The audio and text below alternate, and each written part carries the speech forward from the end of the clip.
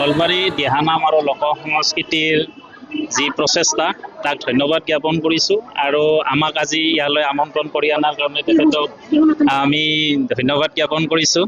আৰু আমি বিভিন্ন সংস্কৃতিৰ লগত জড়িত ল'ৰা আৰু বিভিন্ন সংস্কৃতিটো যাতে আমাৰ যিকোনো সংস্কৃতি আমাৰ অসমীয়া সংস্কৃতি যাতে বিশ্বৰ দৰবাৰত প্ৰতিষ্ঠা হয় আৰু তাৰে আমাৰ এই অনুষ্ঠানবিলাকে তাৰে প্ৰয়াস কৰি আছে আৰু আমিও তাৰে লগত সদায় জড়িত হৈছোঁ। আমি ইমান জ্ঞাত নহয় বা ইমান জানা বুজা নহয়, আমিও সদায় এই অনুষ্ঠানৰ লগত জড়িত হৈ নিশ্চয় আনন্দত থাকোঁ বা এটা ভাল পাওঁ।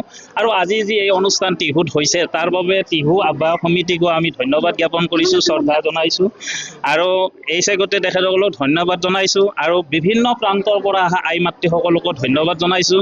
তেখেতসকলৰ যি উৎসাহ উদ্দীপনা ইয়াত দেখিছোঁ তাৰ বাবে আমি চিৰকৃতজ্ঞ আৰু অদূৰ ভৱিষ্যতেও যাতে গোটেই অসমতে দিহানামটো এটা সুৰ এটা লয়তে মানে প্ৰতিষ্ঠা হয় তাৰ বাবে আহ্বান জনাইছোঁ। আমাৰ আই মাতৃসকলৰ মাজত এতিয়া যিখিনি দিহানামৰ প্ৰণালী আছে, ইতিমধ্যে দিহানাম সংৰক্ষণ মঞ্চত দিহানামৰ সংবিধান উলিয়াইছে, দিহানামৰ প্ৰণালী উজনি নামনি মধ্য অসম একাকাৰ কৰি সকলোকে যাতে একীকৰণ কৰি আমি এটা প্ৰণালীৰে আমি দিহানাম ভাগ কৰিব পাৰোঁ, সেইটোৱে আমাৰ উদ্দেশ্য।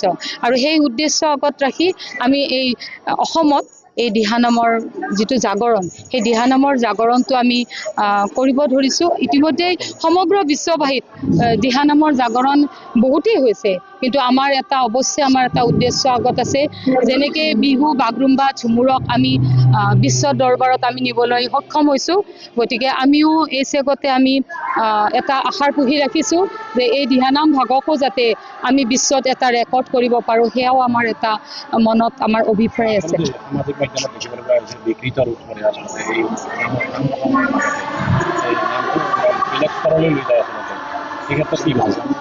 কি কৈছে আপুনি?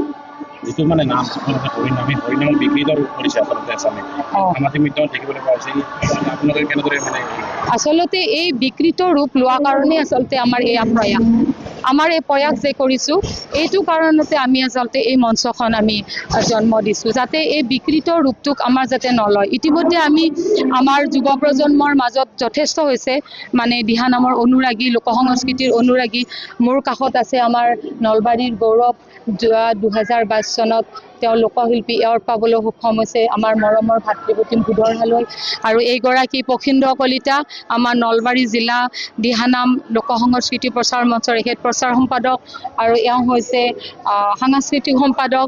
গতিকে এওঁৰ লোকগীতৰ মাধ্যমেৰে আমি সমাজত এই লোকগীতৰ মাধ্যমেৰে আমি কেনেকৈ এটা সমাজত ভাল বাৰ্তা কৰোঁ, যিসকলে বিকৃত ৰূপত এইবিলাক প্ৰকাশ কৰি আছে, সেই বিকৃত ৰূপবিলাক যাতে আমি পৰিহাৰ কৰি এটা ভাল যাতে আমি শুদ্ধ শৈলী কৰি আমি যাতে প্ৰচাৰ কৰিব পাৰোঁ, সেয়া আমাৰ মানসিকতা। বিকৃত ৰূপ লোৱাসকল কিছুমান আমাৰ সমাজত মানুহ আছে কেনেকুৱা যে যিসকলে কিবা বেয়া কৰিম বুলি ভাবে নহয়, তেওঁলোকৰ সেই বেয়া কৰাটো মানে এটা তেজত থাকে।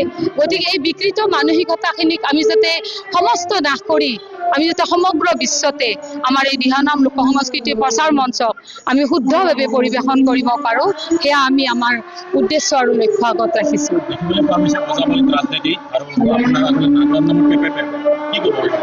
এয়া ময়ো শুনি আছোঁ, কিন্তু আচলতে এইটো মই নিজে আচলতে ক'ব নোৱাৰোঁ। কাৰণ কিয় ক'ব নোৱাৰোঁ, আচলতে এইখিনিতে আমি জনসাধাৰণ কিছু পৰিমাণে দায়ী।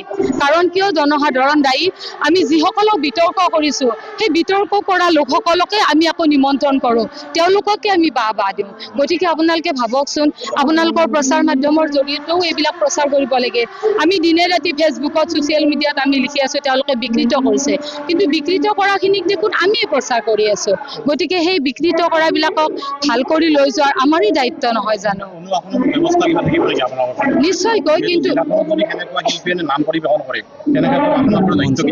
হয়, সেইটো আমি ব্যক্তিগতভাৱে কৰিব আৰু এয়া মঞ্চত এইটো বিচাৰ্য বিষয় আমি মঞ্চত এৰি দিম আৰু আমাৰ যিহেতু আমাৰ সাংস্কৃতিক পৰিক্ৰমা আমাৰ সাংস্কৃতিক বিভাগৰ মন্ত্ৰীও থাকে গতিকে আমাৰ জনসাধাৰণৰ লগতে আমাৰ চৰকাৰী পক্ষ ইয়াত আচলতে জড়িত হ'ব লাগে চৰকাৰী পক্ষ ইয়াৰ ব্যৱস্থা ল'ব লাগে হয়নে নহয় আমি অসমীয়া গতিকে আমাৰ অসমৰ লোক সংস্কৃতিক আমি বিকৃত নকৰি শুদ্ধভাৱে আমি লৈ যোৱাটোৱে আমাৰ প্ৰতিজন অসমীয়াৰে আমাৰ কৰ্তব্য যিকোনো খবৰৰ বাবে যোগাযোগ কৰক 9181 307 221 আমাৰ এই নম্বৰত